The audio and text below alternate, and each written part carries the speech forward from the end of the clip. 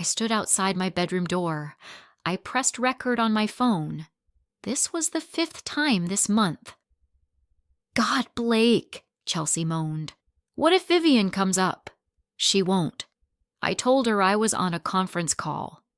He thrust harder. I heard the bed frame hit the wall. Once we're married, I get legal access to her client accounts. 50 million, then I dump her. I stopped the recording. I added it to the encrypted folder on my laptop.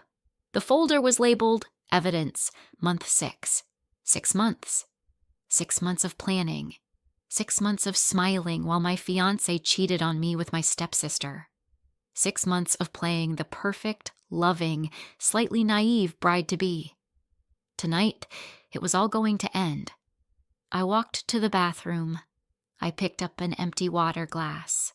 I went back to the hallway. I smashed the glass on the hardwood floor. I took a deep breath. And then I screamed. I heard them scramble. The panic. What was that?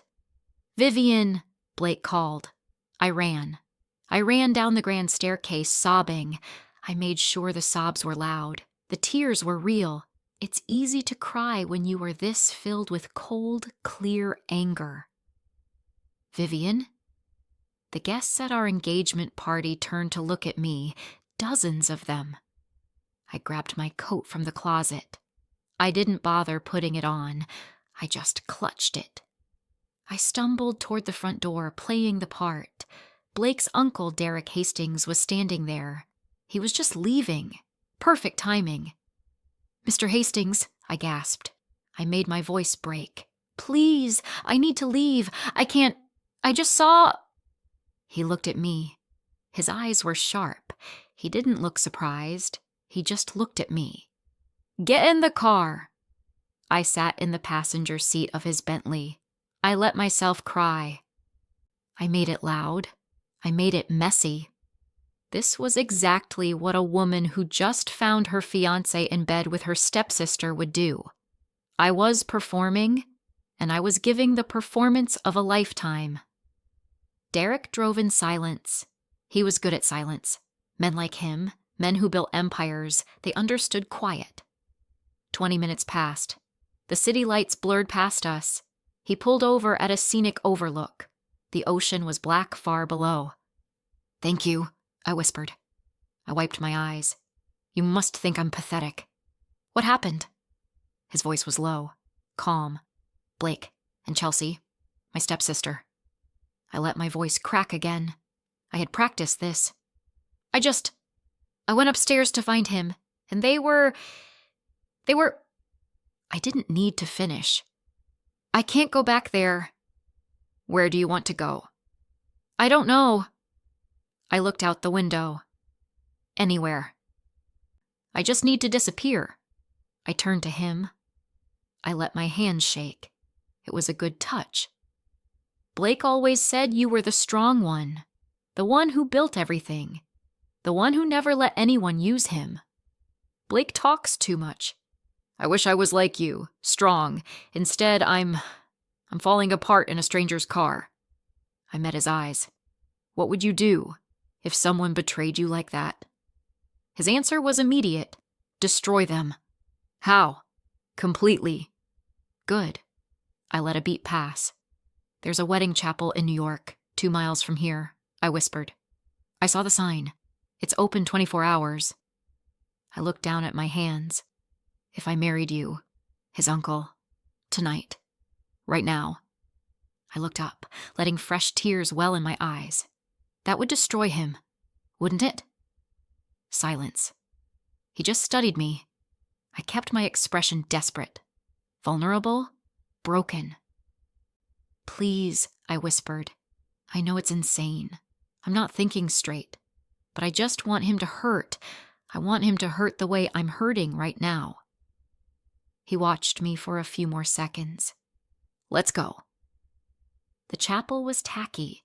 It smelled like dust and old plastic flowers. The officiant was an Elvis impersonator. I cried through the entire ceremony. I clung to Derek's arm. I looked devastated. I looked like a woman on the edge of a complete collapse. He was calm. He signed the papers. His signature was clean, sharp. We were married. Back in his car, I turned to him. "I'm sorry.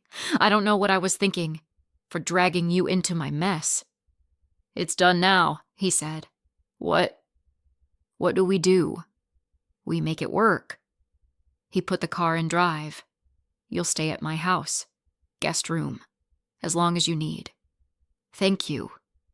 I wiped my eyes. "I promise I won't be a burden." "You're not a burden." His house wasn't a house. It was a fortress of glass and steel on a private cliff, reminding me of Dubai. It was beautiful and cold. He showed me upstairs. "The guest room is here. Bathroom is attached. The kitchen is downstairs. If you need anything, my room is at the end of the hall." He was about to leave. "Derek?" He turned. I made my voice shake. "Why did you do this? You don't even know me."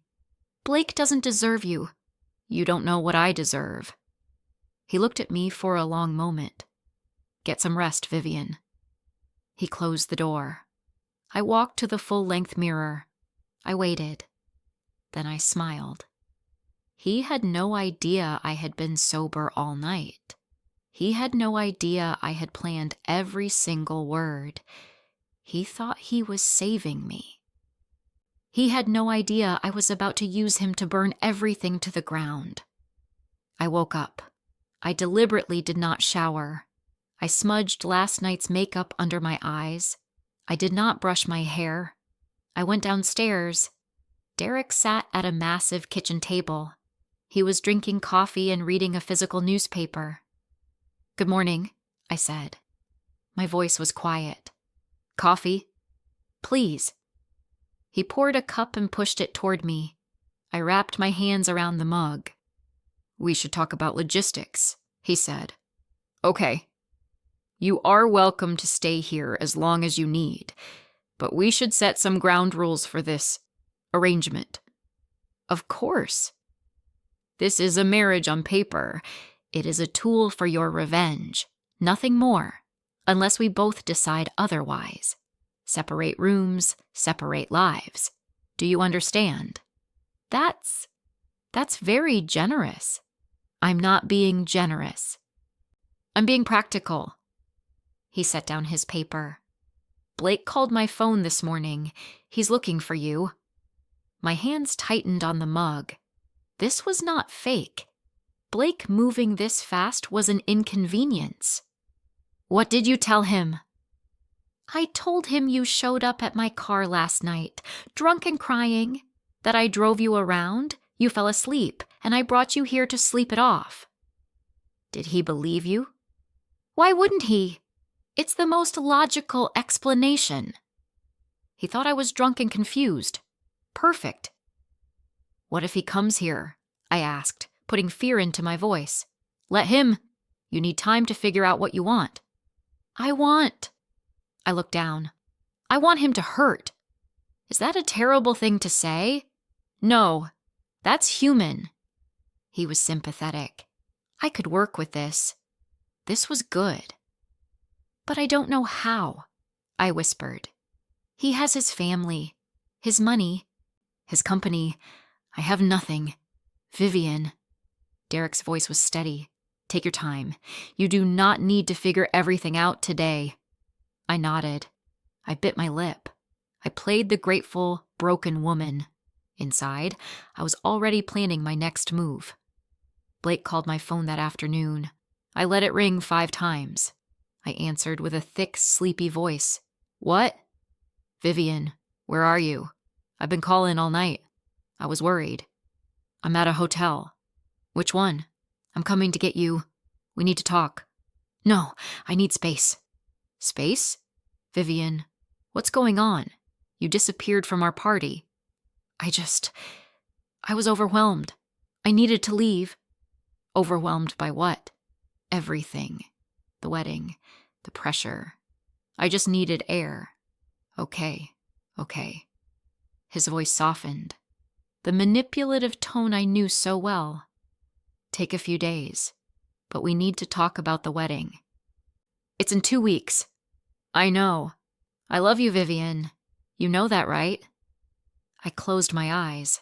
I have to go. I hung up. Derek was standing in the doorway. He had been listening. Are you all right? I don't know. Everything feels like too much. He nodded. Rest. We'll deal with things as they come. He left me alone. I sat on the bed and opened my laptop.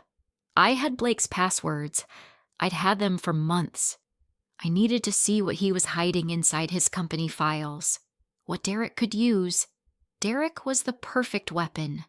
Rich, powerful, Blake's own family.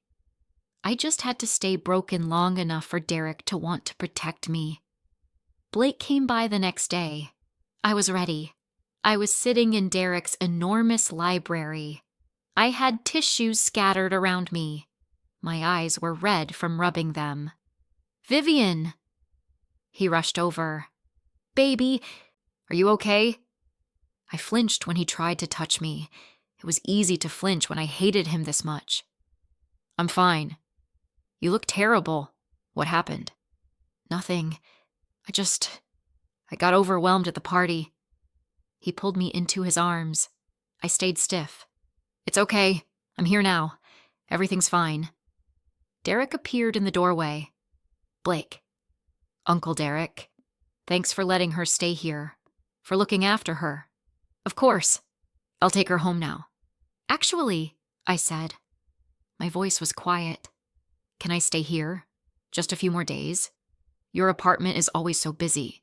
The guys are always over. I need quiet.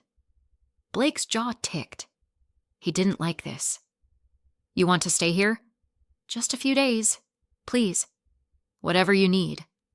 He kissed my forehead. I'll come check on you tomorrow. After he left, I went to my room. I waited. An hour later, Derek knocked. May I come in? Yes. He entered. He closed the door. I want to help you. With Blake. My pulse quickened. This was it. What do you mean? He's been stealing from the company, from me, from his father. I've known for months, but I need concrete proof. His eyes met mine. You have access to his accounts, his email. I bit my lip. I looked uncertain. That feels wrong. He cheated on you. He used you. He planned to steal from you. Is it wrong to protect yourself? I let my hands shake. I don't know. I don't want to be vindictive. This isn't vindictive. It's self-preservation. I looked down. Can I think about it? Of course. Take your time.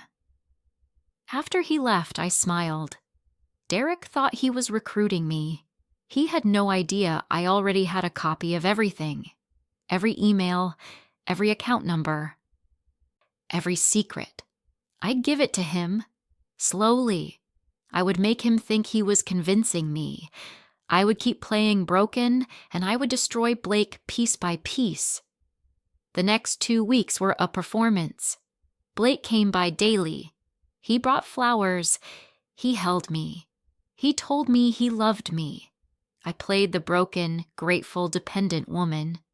Derek was patient. He was kind. He would bring me tea. He would sit with me in the library. He would ask gentle questions about Blake.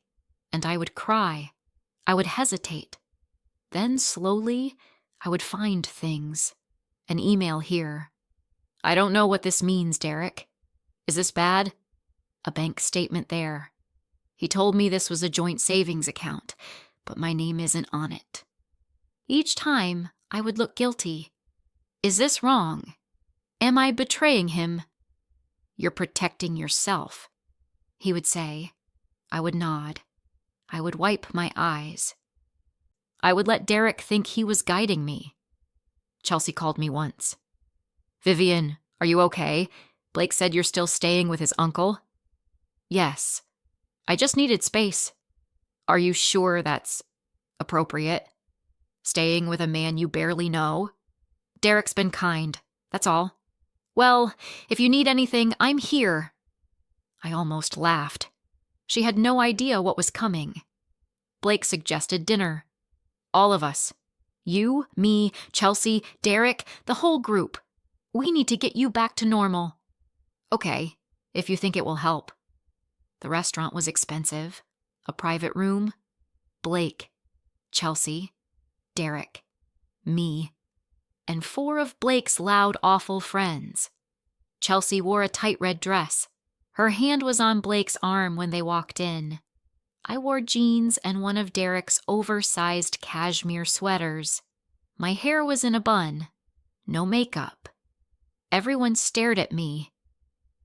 Blake sat next to Chelsea. His arm was around her chair. Obvious. Derek sat next to me. He maintained a professional distance. Dinner was torture. Blake fed Chelsea a piece of food from his fork. He laughed at her jokes. He kept touching her hand. He kept looking at me. He was waiting for me to cry. I just pushed food around my plate. I looked sad. I looked lost. Under the table, Derek's hand found mine. He squeezed it. Once. Blake saw the tiny movement. His face went dark. Good. Let him worry.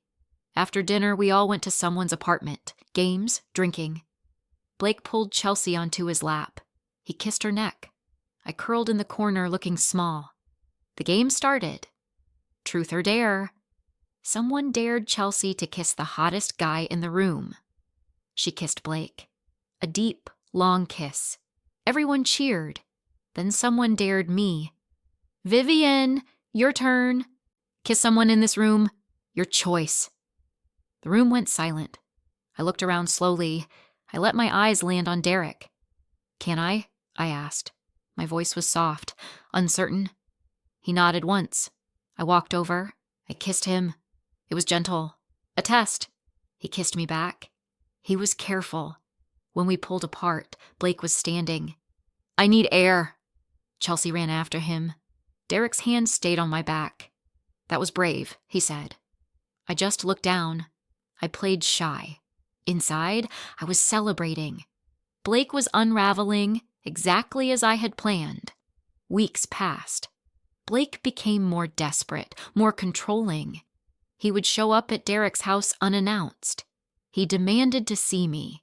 He got angry when I said I still needed more time. Chelsea started getting suspicious. Is something going on with you and Derek? No. He's just helping me.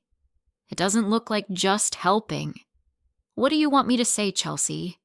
Blake cheated on me with you. Derek is the only person who has been kind to me. She went quiet. Meanwhile, I had given Derek everything. The bank records, the emails, the proof of embezzlement going back years. He thought I was helping him discover it. I had been sitting on it for 6 months. Derek thought he was using me to take down Blake.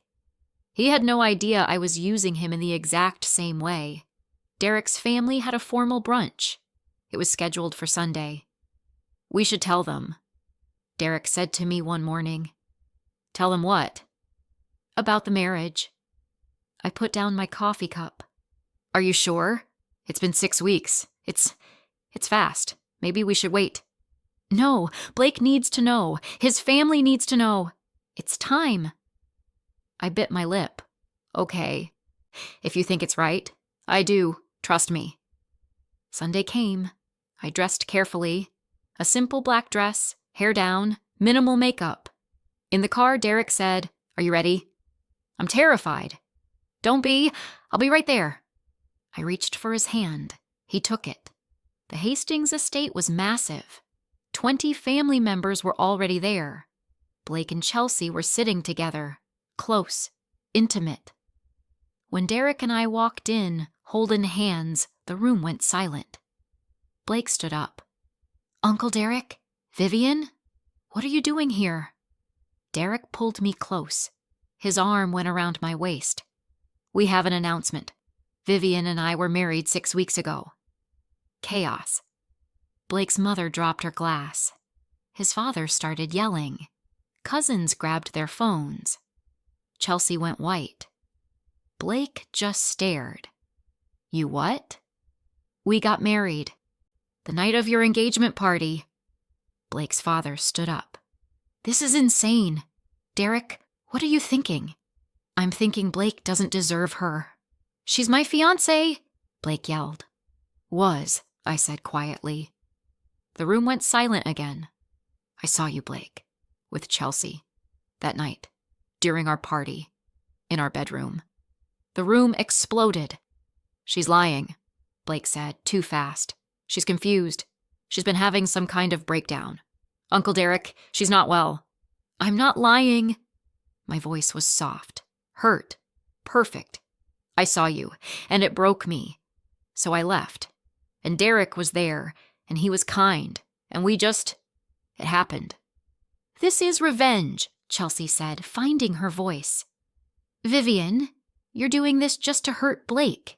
No, I'm doing this because Derek makes me feel safe, and Blake made me feel worthless. Derek's arm tightened around me. Blake, you asked me to help her. I did, and I fell in love with her in the process. Blake lunged at me. Derek moved fast. He put himself between us. Touch her, Derek said, his voice quiet, and I will destroy you. The family meeting lasted for hours. Blake tried every angle. He claimed I was unstable. He claimed Derek manipulated me. Derek stayed calm. He presented the evidence of Blake's affairs. He presented the evidence of his financial crimes. By the end, the family was divided. Blake and Chelsea left together. Both of them were furious. In the car on the way home, Derek said, "That went well." Did it? Blake showed his hand. He got emotional. He made mistakes. Now we wait. For what? For him to dig himself deeper. I nodded. I leaned my head against the window. 2 more weeks. Maybe 1. Then Blake would be finished, and I could figure out my next move. Derek thought I was his broken project, his rescue. He had no idea I'd been playing him from the very start. That mistake came 10 days later. Chelsea showed up at Derek's house. It was an afternoon, unannounced. I was in the garden working on my laptop. Vivian, we need to talk. I'm busy. This is important. She sat across from me. Blake hired a private investigator to look into you, to look into the marriage. My stomach dropped, but I kept my face neutral. So they found something. I don't know what, but Blake is convinced you've been lying about everything. I haven't. Vivian. She leaned forward. I know you. You're smarter than you pretend to be. And this whole broken girl act, it's good, but I've known you for years. You're not falling apart. You never were. My hands tightened on my laptop. I don't know what you're talking about. Yes, you do. And whatever you're planning, Blake is about to expose it. He's scheduled another family dinner tomorrow night. He's going to present everything he found. She stood up. I'm telling you this because I feel guilty about everything. So here's your warning.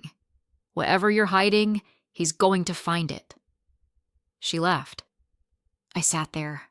My mind was racing. The recordings. He couldn't have found the recordings. They were encrypted, hidden. But if he was digging, if he was this desperate, I needed to think. I needed a new plan. I went inside. Derek was waiting for me in the entry hall. We need to talk, he said. About what? Blake called me. He said he's going to expose you tomorrow. That you've been lying. Derek's expression was impossible to read. Is that true? No. I don't know what he's talking about. Vivian. He stepped closer. I need you to be honest with me. Have you been lying? About what? About any of it. The crying, the breakdown, the spontaneous marriage. Was any of it real? I opened my mouth. I closed it. This was it. Derek, I can explain. So yes, you have been lying. Not lying, just not telling you everything. Which is? I took a breath. I made a decision. I knew about Blake for 6 months. I recorded him cheating. I planned everything. The breakdown at the party, finding you at the door, the car, the chapel, the marriage, all of it. Derek's face did not change. Go on. I needed someone powerful to help me destroy him. You were the perfect weapon. You were rich. You were family. You were someone he would never suspect. My voice steadied. So yes, I played broken. I manipulated you. I gave you the evidence piece by piece so you would think you were convincing me when really I was using you all along. Silence. And the marriage? Derek asked. Strategy. Revenge. I knew it would destroy Blake, and it gave me access to you, to your resources, to your family, and your feelings for me. I looked at him. What feelings? Derek, this was always a game. You were my weapon, nothing more. He nodded. Slowly. I see. I'm sorry. But Blake is going to expose everything tomorrow anyway, so now you know. Derek walked to the window. He looked out at the ocean. You're good, he said finally. Really good. The crying in the car. The fear in the library. The gratitude. I almost believed it. Almost. He turned. I've known since that first night, Vivian. What? In the car. You said you were drunk, but you weren't. Your eyes were clear. Your movements were too calculated. No one that devastated could be that manipulative. He walked closer, so I waited. I watched. I played along. I wanted to see how far you'd go. You knew? I knew you were using me. What I didn't know was why. So I let you think you had me fooled. I let you feed me the evidence. I let you play your game. He stopped in front of me. And then I did my own digging. He pulled a folder from his desk. 2 years ago, you did a consultation for my company, a different department. We never met, but I saw your work, your strategy. You were brilliant. I stared at the folder. I've been tracking your career since then. Your relationship with Blake. When he proposed, I knew he was using you. Derek opened the folder. It was full of articles about my work, reports I had written. So, when you showed up at my car, faking those tears, I saw an opportunity. You wanted to use me to destroy Blake. I wanted to use you to get the evidence I needed to finally cut him out. So we were both lying, both manipulating, both using each other. He set the folder down. The difference is, somewhere in the middle of all this, I actually fell in love with you. I laughed. It was a bitter sound. That's a convenient line. Is it? Because you're a liar, a manipulator. You played me perfectly. And somehow, that made me want you more. He stepped closer. You're the only person who has ever challenged me. The only one smart enough to almost beat me at my own game. Almost? You forgot one thing. I'm better at this than you are. So what now? Now we go to that dinner tomorrow. We let Blake try to expose you, and then we destroy him. Together. For real this time. Why would I trust you? Because we both want the same thing. And because despite all the lies and manipulation, we actually work. He held out his hand. Partners? I looked at his hand. I looked at him. If we do this, it's equal. No more secrets, no more games. Agreed. I took his hand. The dinner was at Blake's parents' house. The entire family was there. Blake stood when we arrived. Uncle Derek, Vivian, so glad you could make it. His smile was sharp. He thought he had won. We sat. Dinner was served. Halfway through, Blake stood up. He tapped his glass. "I'd like to make an announcement about my dear uncle and his new wife." The room went quiet. "I hired an investigator to look into this marriage, the timing, the circumstances." He pulled out his phone, and I found something interesting.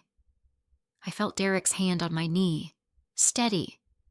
Vivian recorded me for months. She had evidence of my affair. She planned this entire thing, the breakdown, the spontaneous marriage, all of it was calculated.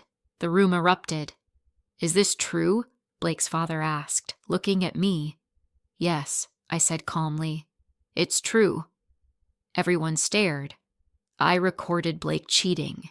I planned my escape. I married Derek for revenge. I stood up. Blake was using me for my business connections and my client accounts. He planned to divorce me the second the marriage was legal. So yes, I destroyed him first. Blake's face was triumphant. "See? She's a liar. A manipulator. She's been playing all of us." "Actually," Derek said, standing up, "she's been playing you. I've known what she was doing from the beginning." Blake's smile faltered. "What?" "I let her think she was using me. I let her feed me the evidence. I let her believe she had control." Derek pulled out his own folder, the thick one. "But what she didn't know is that I had been investigating you for years. Your embezzlement, your fraud, your theft from this family." He slid the folder across the table to Blake's father. "Vivian gave me the access I needed, but I was already looking. She just made it easier." Blake's face went white. Both of you planned this together?" "No," I said. "We planned it separately. We were both using each other. We just happened to want the same thing." "Which was?" "To destroy you," Derek said simply. Blake's father opened the folder. His face darkened as he read. "Blake, tell me this isn't real." "Dad, I can explain." "Can you? Because this is years of theft, fraud, betrayal." Blake turned to me. "This is your fault. You ruined everything." "No," I said. "You ruined yourself. I just made sure everyone knew about it." Blake's father stood up. "You're done. You are removed from the company. Your trust fund is frozen. Get out of my house." Blake looked around the room. No one would meet his eyes. He left. Chelsea ran after him. In Derek's car, we sat in silence. Finally, I said, "So, what now?" "Now we figure out if this was just strategy or if it's actually real. And if it's real, then we build something honest from something fake. Two liars who found someone who understands them. That's not very romantic." "No, but it's true." I looked at him, really looked at him. "I do love you," I said. Somewhere in all the lies, it became real. "Same. So we try. Actually try. We try." He kissed me. It was real. It was honest. Two manipulators who had found their match. Two liars who had discovered the truth in each other. That's what lasts. Not the fairy tale. The honest truth. If you enjoyed this, don't forget to like and subscribe for a new story daily.